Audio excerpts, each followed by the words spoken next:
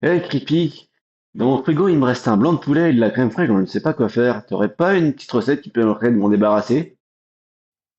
Ouais, bien sûr, Tibald. J'ai par exemple la recette des pâtes à n'importe quoi. Donc pour cette recette, tu vas avoir besoin de spaghettis, d'un petit pot de crème fraîche, d'huile d'olive, de sel, d'épices. Là pour le coup, on va utiliser de la muscade, mais ça marche super bien aussi avec du curry ou du tandoori, et de viande. Donc ici, on va utiliser un blanc de poulet, mais ça marche super bien aussi avec des saucisses, à condition de prendre des vraies saucisses du boucher, hein, pas des knackis. Ça marche aussi avec des champignons ou encore de l'andouillette. N'hésitez pas à dire en commentaire si vous avez d'autres idées. Après, ça marche aussi avec du poisson, des fruits de mer, mais à ce moment-là, au lieu de prendre des épices, je vous conseille de prendre de la nette. Et à part ça, c'est exactement la même recette. Allez, on commence. Donc on va d'abord commencer par remplir une casserole d'eau avec du sel. On touille bien, on goûte pour savoir si c'est assez salé. En attendant que l'eau bout, on va déjà sortir une poêle sur laquelle on va mettre notre petit fond d'huile d'olive. Faut pas en mettre de trop, mais il faut quand même en mettre. Et on va tout de suite mettre du sel sur l'huile d'olive pour bien que le sel et l'huile d'olive se mélangent. Ensuite, on prend notre blanc de poulet, qu'on picote avec une fourchette. On fait plein de petits trous dessus. En faisant ça, l'huile d'olive va plus facilement rentrer dans le poulet et donc ça va mieux cuire. Et on met notre blanc de poulet sur la poêle à feu moyen.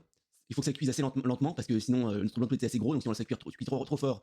La chaleur va moins rentrer à l'intérieur, donc ce sera sûrement trop cuit à l'extérieur et pas assez cuit à l'intérieur.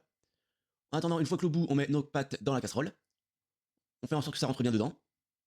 Ça risque d'être assez long, mais une fois que les pâtes sont assez cuites, pour ça, il faut goûter, il faut savoir, il faut qu'elles soient ce qu'on appelle al dente. C'est-à-dire qu'il ne faut pas qu'elles soient complètement toutes molles, mais il faut qu'on puisse mâcher dedans. Il faut que ce soit un tout petit peu rigide à l'intérieur. Une fois que nos pâtes sont cuites, on les enlève l'eau, on les met à la passoire. Alors, c'est pas forcément utile de les laisser tout chaud, on peut les laisser à côté, ça va réchauffer de toute façon juste après.